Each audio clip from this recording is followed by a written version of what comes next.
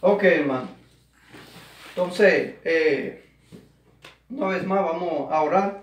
Gracias, Padre, por tu palabra. Acompáñanos a meditar en ella y háblanos a través de ella.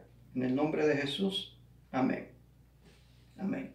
Entonces, estábamos leyendo Apocalipsis capítulo 14, versículo 9, donde nos habla allí de la imagen y de la bestia.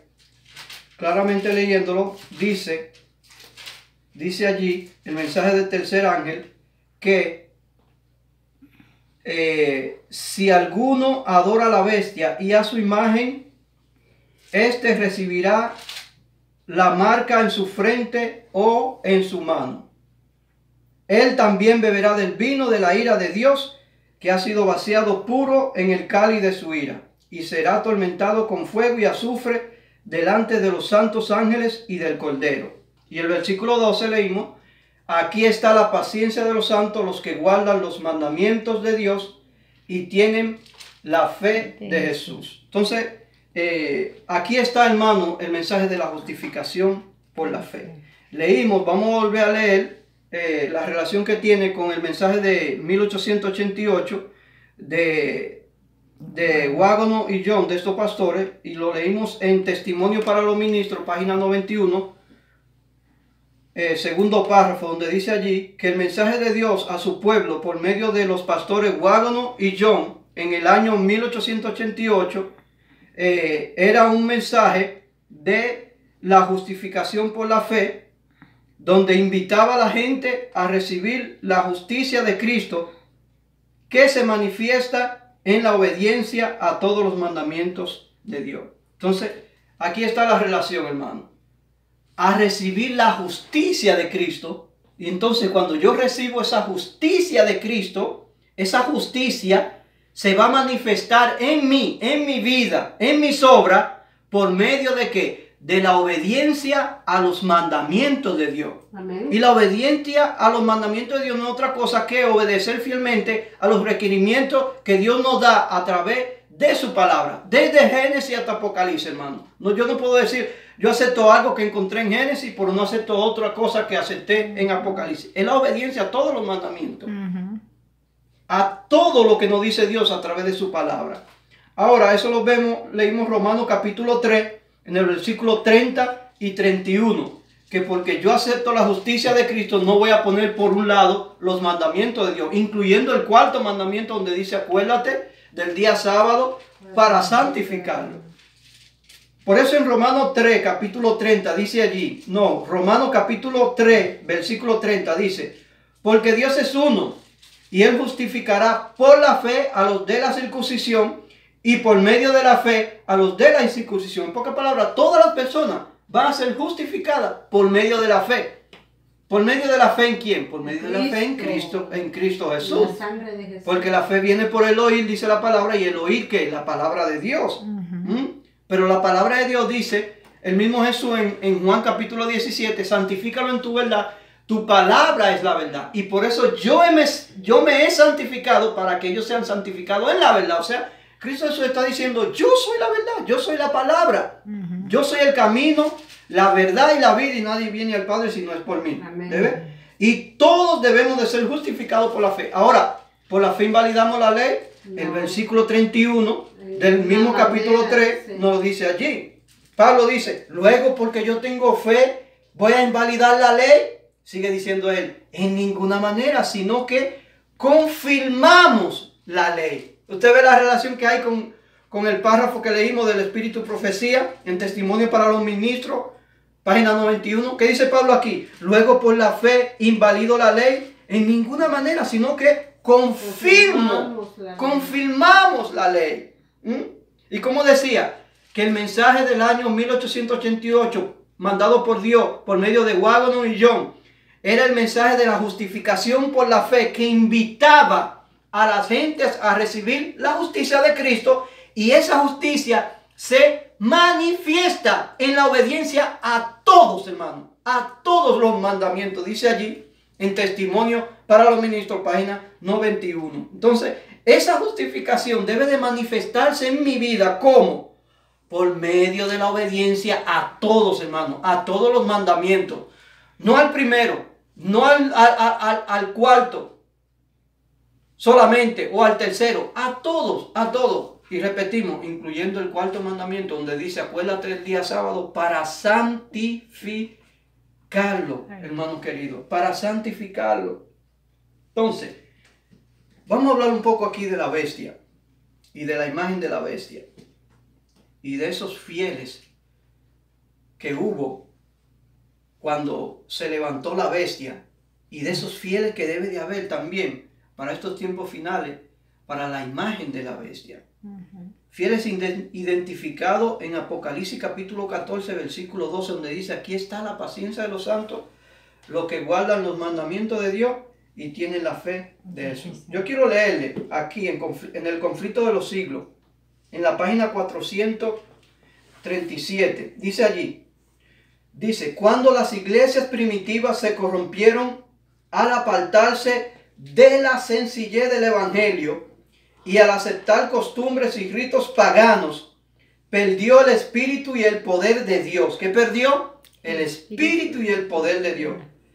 Y para dominar la conciencia buscó el apoyo del poder, ¿qué? Del poder civil. Eso fue lo que hizo la iglesia primitiva un poco después de la muerte de los apóstoles. El resultado, sigue diciendo allí la página, fue el papado. Es decir, una iglesia que dominaba el poder del Estado y se servía de él para promover sus propios fines, especialmente para estipar la herejía. ¿Para estipar qué? La herejía. ¿Se va a volver a ver esto en los tiempos finales que estamos viviendo? Sí, hermanos queridos, sí. Entonces sabemos nosotros que en el año 538 comenzó una persecución por la bestia de todos aquellos fieles que aceptaron este mensaje y que vivían este mensaje de la justificación por la fe, por medio de la obediencia a todos los mandamientos de Dios, a todos los requerimientos de la palabra de Dios. Entonces, comenzó esa persecución en esos tiempos. Sigue diciendo aquí, el resultado fue el papado, es decir, una iglesia que dominaba el poder del Estado y se servía de él para promover sus propios fines y especialmente para estipar la herejía. ¿Qué significa esa palabra estipar? Quitar. Quitar, de raíz. destruir, De raíz, deshacer, de raíz. deshacer la herejía. Entonces ahora vamos a pasar ahora a los Estados Unidos. Eso pasó. Te estirpo el tumor de raíz. Eso pasó con la bestia, hermano querido. En aquellos tiempos. Ahora esto se va a volver a repetir. Se va a volver a repetir. Hermano querido, ¿qué es lo que estamos hablando aquí? Que lo que leímos en Apocalipsis y en Daniel, donde nos dice allí que pasará que tiempo y la mitad de un tiempo. O sea, tiempos, o sea, diciendo dos. Y la tiempo. mitad de Un tiempo y la mitad de un tiempo. ¿Cuánto es eso? Calculemos, hermano. Medio tiempo. ¿Cuántos son dos tiempos más un tiempo y la mitad de un tiempo? 3 años. 3 años y medio. 3 años y medio, hermano querido. 3 años y medio. 1260 días. 3 años y medio. Lo mismo que 1200, ¿qué? 60 días. 60 días. Lo mismo que 40 y ¿cuántos meses? 42 semanas. Dice meses. 42 meses. 42 meses, hermano querido. Sí. Entonces, la historia se repite, hermano querido. No vamos a ver algo diferente a lo que vimos para esos tiempos que hizo la bestia. La imagen de la bestia va a ser lo mismo. Mire, vamos a seguir leyendo Conflicto de los Siglos. Ahora página 438. Estamos en la 437. Dice allí.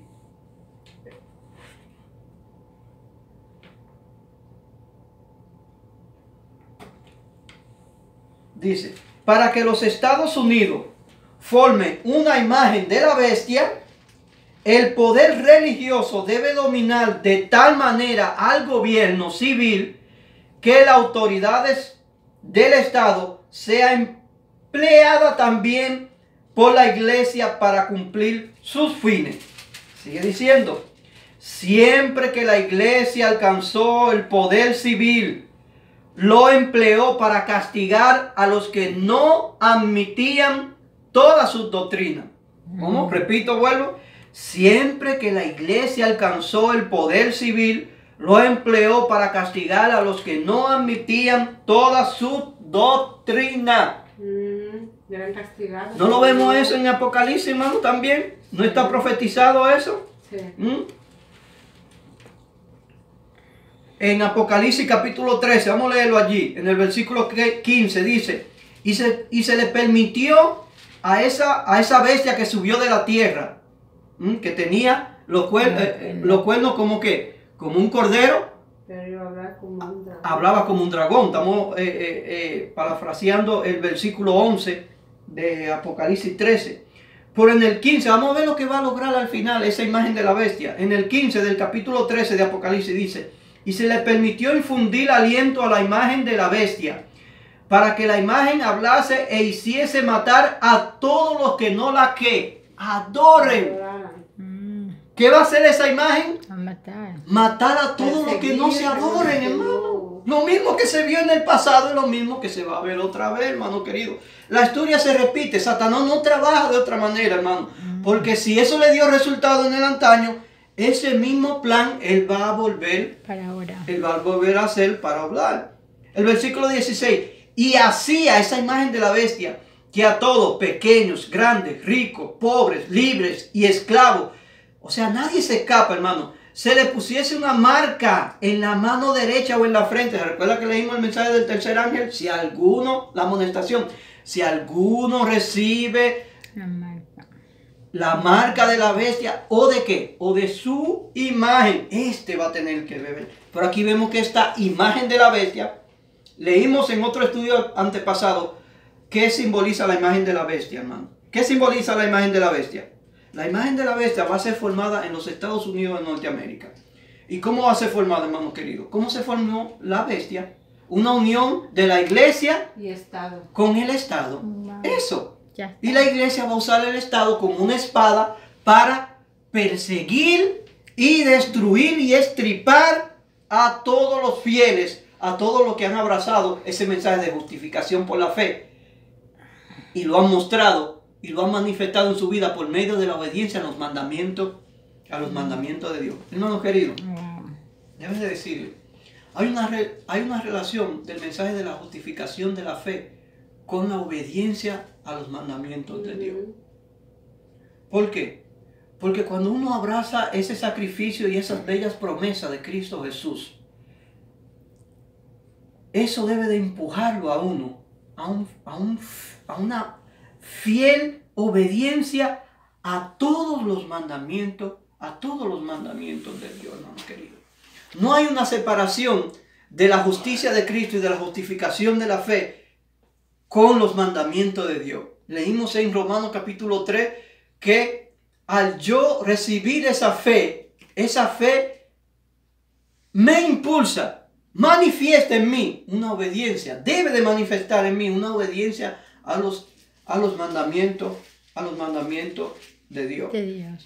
Entonces, esta imagen de la bestia hacía que a todos, pequeños, grandes, ricos, pobres, libres y esclavos, se le pusiese una marca en la mano derecha o en la frente, y que ninguno pudiese comprar, sino el que tuviese la marca o el nombre de la bestia o el número de su nombre. O sea, aquí vemos una imposición de esa imagen de la bestia.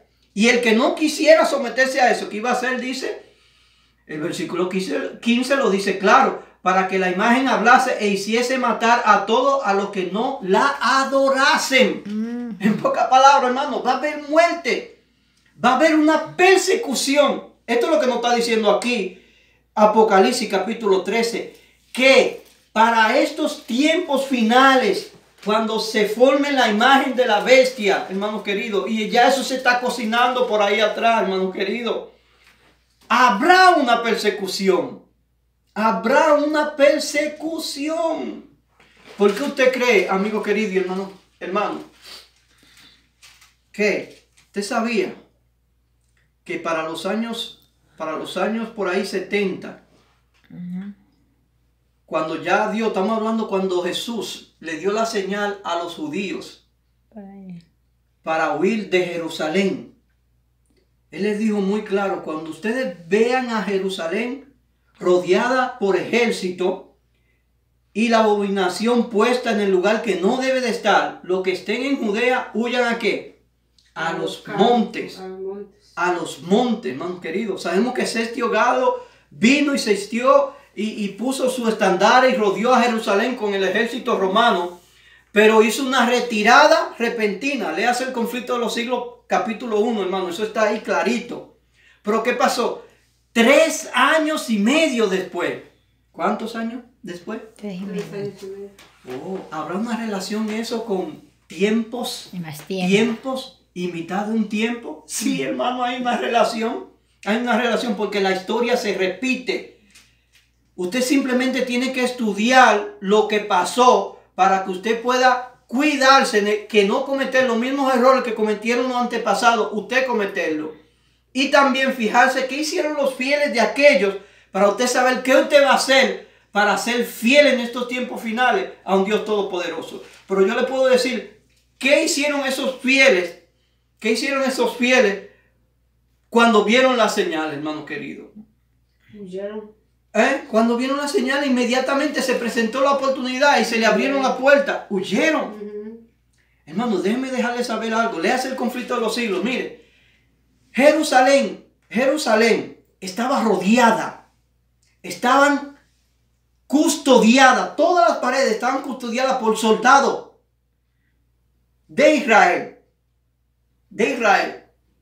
Las puertas, que eran unas puertas inmensas con cerradura, que dice allí el conflicto de los siglos que ni 20 hombres, se necesitaban más de 20 hombres para poder abrir esas puertas, de tan gruesas que eran, y custodiada allí por soldados para que, hey, ¿para dónde te vas? No, tranquilo ahí, usted no va para ningún lado. Mano, esto me da a mí a entender que también para ese tiempo, muchos querían salir, pero no podían. Muchos querían obedecer porque ya se veía el régimen, ya se veía la idolatría, ya se veía la apostasía, y muchos querían irse con toda su pertenencia a un lugar tranquilo a adorar a Dios, pero no podían. Pero la promesa de Cristo Jesús era: cuando vean la abominación desoladora en el lugar que no debe de estar, el que esté en Judea, suban. Entonces, esos fieles ahí que querían salir, tenían esa esperanza y esa promesa del Señor. Y cuando esa promesa y ese mandato de Dios viniera, ellos sabían que iba a ser la oportunidad para ellos poder salir y adorar a Dios fielmente, libre de apostasía y libre de toda influencia de inmundicia y de abominación que les rodeaba. Porque, hermano, no era fácil para esos judíos fieles adorar ahí junto con la apostasía. Oh, hermano, y llegó el momento. Vino Sestio Galo, se retiró. Misteriosamente se oían las voces de que hay que salir, salgan, voz del occidente, voz del oriente, voz de los 4 vientos, salgan, hay que salir. Llegó el momento. De repente esa puerta sólida, que ni 20 hombres podían abrirla, se abrió sola. Claro, sabemos que por milagro de Dios, ángeles la abrieron. Y entonces los fieles, obedientes a la palabra de Dios, salieron y escaparon por su vida. Entonces, hermano, ¿qué relación hay? Hermano? Hay relación con estos 3 años y medio, porque también duró 3 años y medio de que Sestio Galo sitió a Jerusalén hasta que vino Tito. También hubo 3 años y medio también. Como 6, 7. ¿Qué relación hay? Oh, amigo querido, ¿qué relación hay con que Cristo Jesús? ¿Se recuerdan la historia, hermano querido? Ven, vamos a leer la historia, hermano.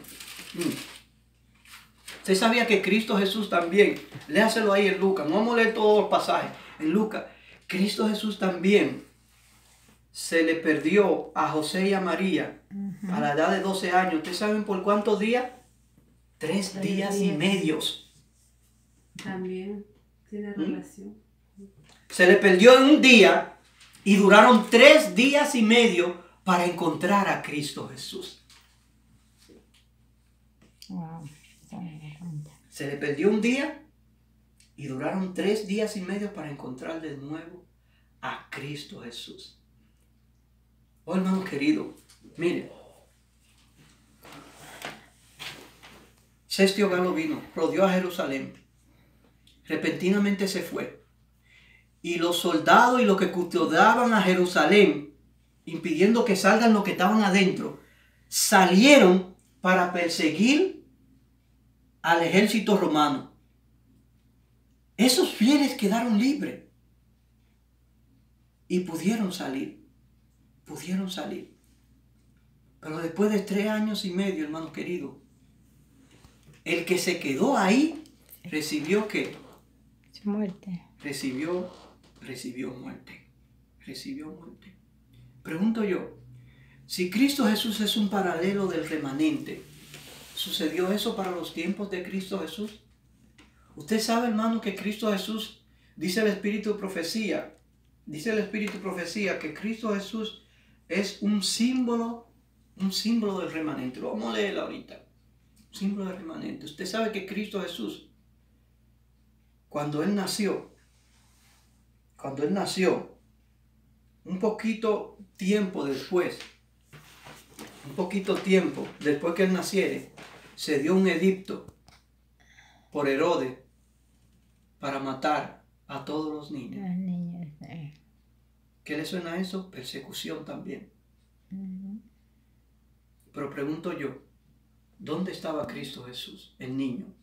Estaba protegido por Dios. Lo llevaron. Le había dicho a José, ven que te van a... Huye a Egipto, dice. Huye allí.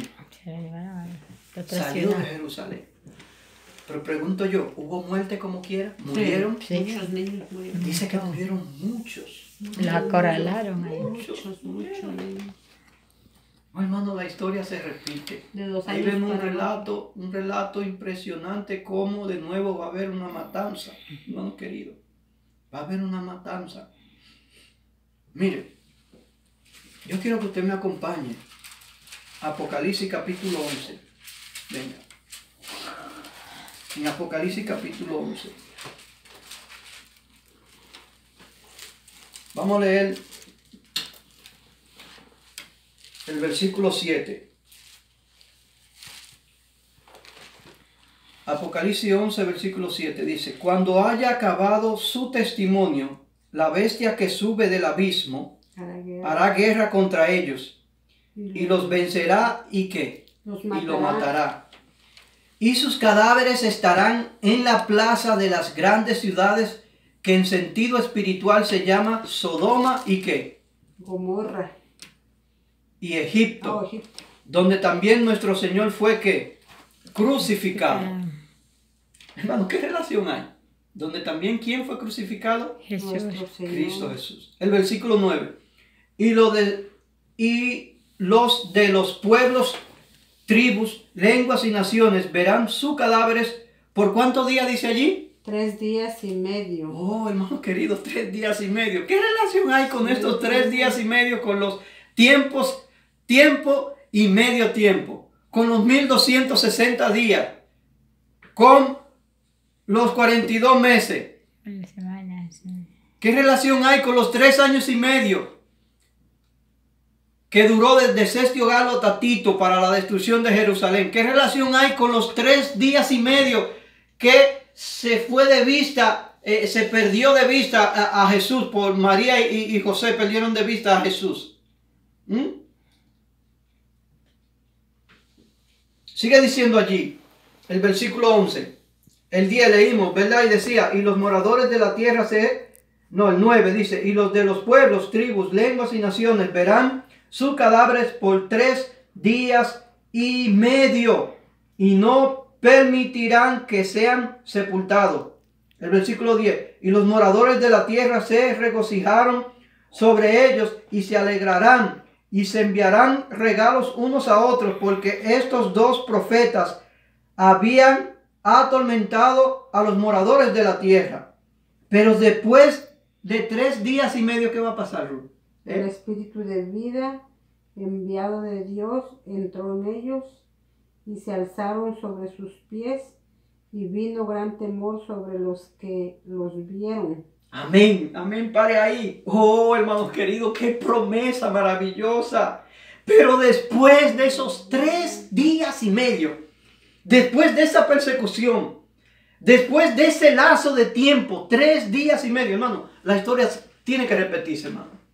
Se va a repetir. Esa persecución que hubo, hermano querido, desde el año 538 hasta el año 1700, ¿qué?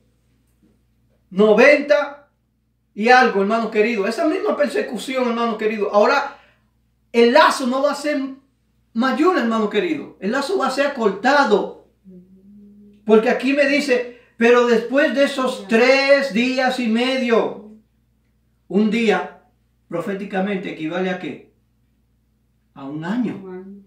O sea que después de 3 años y medio, ¿qué pasó con Sergio Galo y Tito? ¿Cuánto tiempo hubo ahí? 3 años y medio. ¿Cuánto tiempo se perdió Jesús de María y de José? 3 y medio. 3 días y medio.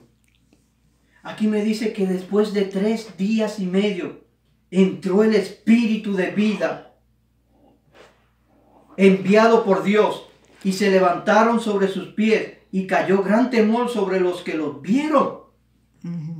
Espíritu de vida, hermano querido. ¿A qué le suena esto?